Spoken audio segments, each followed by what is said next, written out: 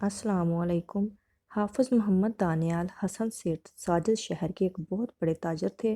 اللہ تعالیٰ نے انہیں بہت ساری دولت اور زندگی کی تمام نعمتوں سے نوازا تھا۔ وہ اپنی بیگم اور اکلوتے بیٹے کے ساتھ ایک بہت بڑے بنگلے میں رہتے تھے۔ بہت زیادہ دولت نے انہیں مغرور کر دیا تھا اور وہ غریبوں کی مدد کرنا بلکہ ان سے بات کرنا تک گوارا نہ کرتے تھے۔ ایک دن وہ صبح سویرے اپنے پالتو جانوروں کو کھانا کھلا رہے تھے کہ دروازے پر دستک ہوئی۔ چوکیدار چھٹی پر تھا، مجبوراً انہیں خود دروازہ کھولنے جانا پڑا۔ چوکیدار کو برا بھلا کہتے ہوئے جب انہوں نے دروازہ کھولا تو سامنے ایک ضعیف بزرگ کھڑے تھے اور حلیے سے غریب دکھائی دیتے تھے۔ سیٹھ صاحب نے درشت لہجے میں ان سے آنے کی وجہ پوچھی۔ بزرگ نے کہا، اللہ کے نام پر کچھ مدد کر دو، اللہ آپ کے رزق میں برکت دے۔ یہ سننا تھا کہ ساجد صاحب کو غصہ آ گیا۔ انہوں نے نہایت بدتمیزی سے جواب دیا، کیا میں اس لیے کماتا ہوں کہ تم جیسے کام چوروں کی مدد کرتا رہوں؟ ہڑتال والے دن بھی چین نہیں ہے، بھیک مانگتے ہوئے شرم نہیں آتی؟ دفع ہو جاؤ یہاں سے۔ بزرگ نے یہ سن کر کہا، غرور کا سر کبھی اونچا نہیں رہتا، تم رزق کے ایک ایک نوالے کو ترسو گے۔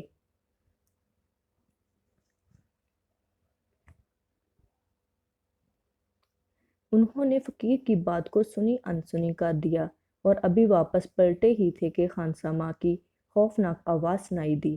وہ بھاگ کر باورچی خانے میں داخل ہوئے تو دیکھا کہ خانسامہ زمین پر گرا ہوا تھا اور چائے کی پتیلی اور فرائی پین ان کے اوپر گرا ہوا تھا۔ سیٹھ صاحب کی اہلیہ بیٹے کو ساتھ لے کر میکے گئی ہوئی تھیں۔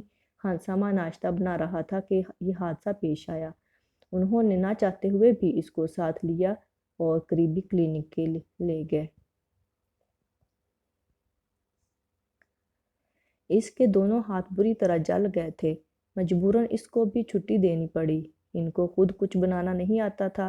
انہوں نے سوچا کہ دفتر جا کر کچھ کھا لوں گا، لیکن پھر یاد آیا کہ آج تو ہڑتال ہے، دفتر بند رہے گا۔ اب انہوں نے سوچا کہ ناشتہ نہ سہی دودھ پی کر ہی گزارا کر لیں۔ یہ سوچ کر انہوں نے باورچی خانے میں قدم رکھا۔ آہٹ کی آواز سن کر ایک بلی بڑی تیزی سے بھاگی۔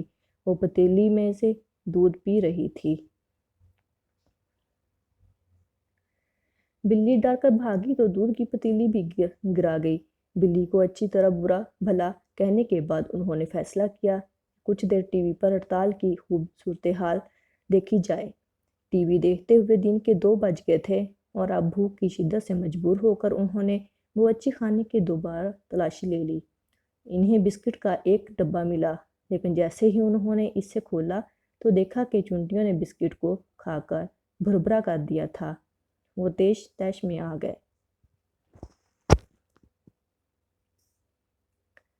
لیکن کچھ کر نہیں سکتے تھے۔ ہڑتال کی وجہ سے ہوٹل بھی بند تھے۔ فریج میں ایک انڈا رکھا نظر آیا تو وہ خوش ہوئے۔ تلنے کے لیے اسے توڑا تو وہ گندا نکلا۔ ایک کونے میں ان کو دہی کا رائتہ نظر آ گیا۔ باسی روٹی سے ابھی کھانا شروع کیا ہی تھا کہ انہیں پیالے میں کوئی چیز تیرتی ہوئی دکھائی دی۔ انہوں نے غور سے دیکھا تو رائتے میں کاکروچ تیر رہا تھا۔ انہیں یہ دیکھ کر ان کا جی متلا گیا۔ ان کی سمجھ میں کچھ نہیں آ رہا تھا کہ یہ سب کیا ہو رہا ہے۔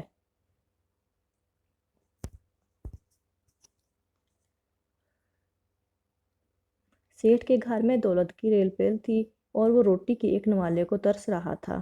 اچانک ان کے ذہن میں فقیر کی بد دعا کے الفاظ گونجنے لگے۔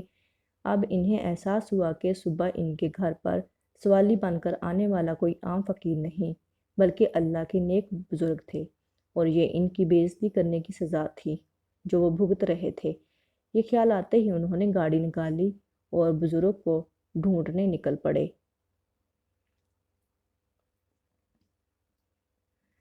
شام سے رات ہو گئی لیکن بزرگ کا پتہ نہ چلا۔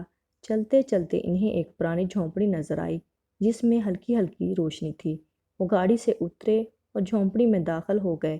ان کی حیرت کی انتہا نہ رہی کیونکہ جھونپڑی میں وہی بزرگ عبادت کر رہے تھے جن سے صبح ساجد صاحب نے بد اخلاقی کی تھی۔ انہوں نے روتے ہوئے بزرگ سے معافی مانگی، وعدہ کیا کہ وہ آئندہ کبھی غرور نہ کریں گے۔ مجھے احساس ہو گیا ہے کہ یہ دنیا فانی ہے، اصل حقیقت انسان کے اعمال اور کردار کی ہے۔ بزرگ نے کمال شفقت سے ان کے سر پر ہاتھ پھیرا اور پاس رکھی ہوئی کپڑے کی چھوٹی سی گٹھری ساجد کو دی۔ ساجد نے گٹھری کھول لی تو اس میں سوکھی روٹی اور اچار کا ٹکڑا رکھا تھا۔ اس کے ساتھ بزرگ نے مٹی کے پیالے سے میں پانی ڈالا اور ان کے پاس رکھ دیا۔ انہوں نے بزرگ کا شکریہ ادا کیا اور خوب پیٹ بھر کر کھایا۔ آج ان کو یہ کھانا گھر کے کھانے سے بھی زیادہ لذیذ محسوس ہو رہا تھا۔ انہوں نے اللہ تعالیٰ کا لاکھ لاکھ شکر ادا کیا کہ اس نے انہیں سیدھی راہ دکھائی۔ تو یہ تھی میری آج کی ویڈیو۔ امید ہے آپ کو پسند آئے گی۔ میری ویڈیو کو لائک اور شیئر ضرور کر دیجیے گا اور میرے چینل کو سبسکرائب کرنا نہ بھولیے گا تاکہ میری ہر آنے والی ویڈیو آپ تک پہنچ سکے۔ آپ کا بہت بہت شکریہ۔